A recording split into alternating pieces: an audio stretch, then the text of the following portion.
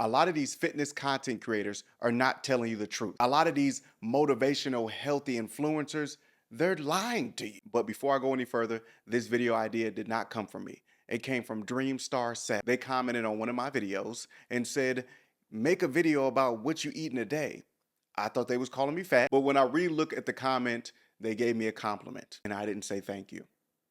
So thank you. I really do apologize. I'm just not used to getting compliments. Most men don't get compliments. You know how it is, for other reasons. A lot of dudes be. Most of these people have decent bodies. They're just born with it. They walk around, eat whatever, go get a membership, go to a gym, set up a tripod, do a couple of sets, then go edit, and there you have it. When it comes to fitness influencers, motivational, healthy content creators, if you didn't go through a full body transformation, it's hard for me to listen to you. Because there's so many ways that you can get into that certain shape that people don't know about. You can go get surgery real quick. You could have literally have good genes, but if you did a full body transformation, me personally, that's the only time I'll listen to you because I know it takes so much discipline to turn your life around. Because I can't respect somebody that been slim their whole life and they just trying to tone their body up. I'm not finna watch that. You're not even doing anything. There's people going 10 times harder. And I feel like that's why those videos do so well with full body transformations because deep down we all know how difficult that is because everybody knows somebody in their life that they are been slim their entire life. And being slim doesn't automatically mean that you're super healthy and you take care of yourself. That does not mean that.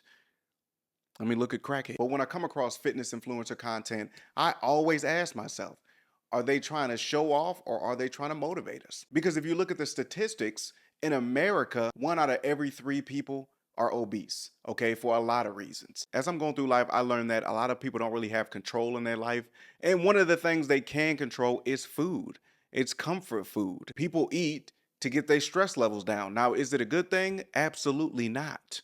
But we have to keep in mind, some people just have bad genes. Just like there's skinny people that can eat whatever and never get fat.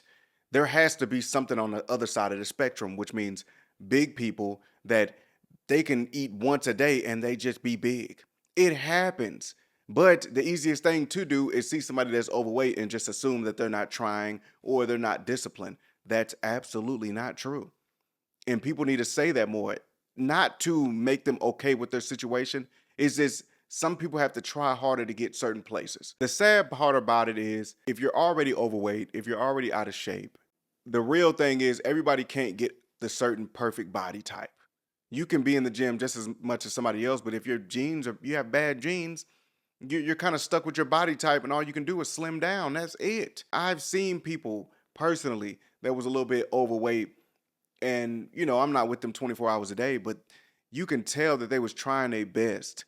I was with them a large portion of the day, unless right when they got away from me, they went to McDonald's and went to a buffet. But from what I seen, they was trying really hard. They was eating what I was eating, and it was just not getting the same results. It sucks because these influencers, yeah, they're just, recording themselves or what they're trying to motivate people, but it's like there's people out there that can do the same workout you're doing, but get different results and it sucks. And then I don't even want to get started on, we don't even know what we're eating anymore. I hear every day on TikTok, YouTube, the way they make the food.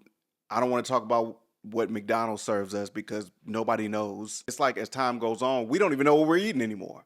We really don't know what these, because there's so many people on this earth and we're surrounded by grocery stores and gas stations full of food. Is it man-made? I don't know. But it's a scary thought. And a lot of this stuff can be making a lot of people obese. Now let's backtrack for a second. If things are getting more expensive, right? Everything's more expensive.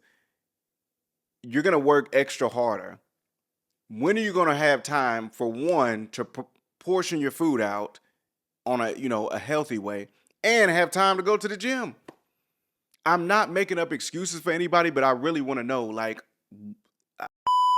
and just like there are bad genes, there are people with good genes. I'm one of those people that have good genes, okay? Not in the height department, but everything else, I can eat whatever I want. And this message goes to Dreamstar7.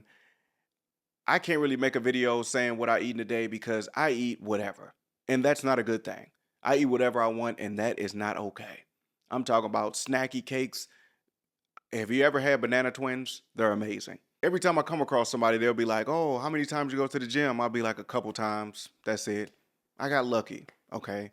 Most people don't. But there was a time that I was vegan. I went vegan because I didn't like how I was feeling and I wanted to, just try out actually eating healthy. I did it for a year and a half. And to me, it was pointless. I kept the same body weight. It was just more expensive and I had less energy. And maybe I was doing it wrong, okay? You're not supposed to eat mystery meat. What is it called? Impossible burgers. You're not supposed to eat that stuff. Tofu.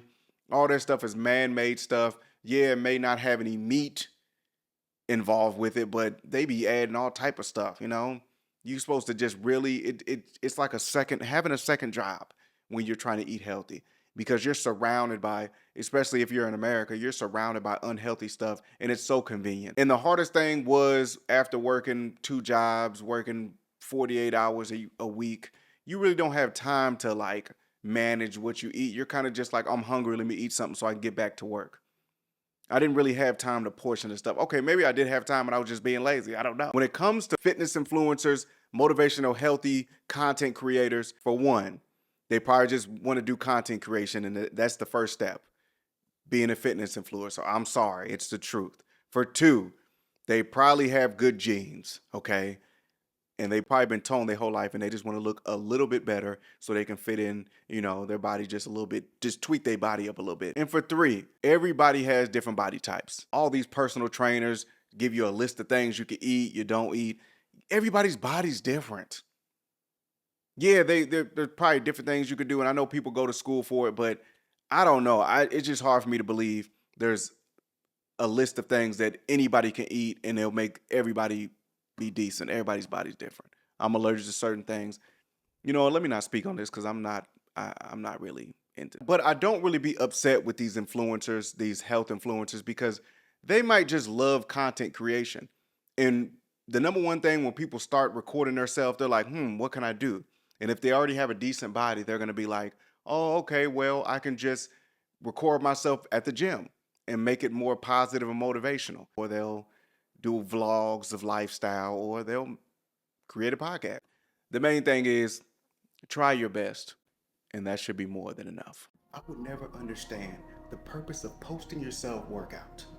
Are you trying to motivate us or hurt our feelings? Until one day, I was like, I can do that. I proceeded to set the camera up, work out, and it was the most uncomfortable thing I've done in my life. Shout out to the people that post their workout videos. It's uncomfortable. You're trying your best not to make funny faces or weird faces. You're trying to make sure your posture's right because people in the comments are going to say you're doing the exercise wrong. Shout out to y'all. I respect y'all.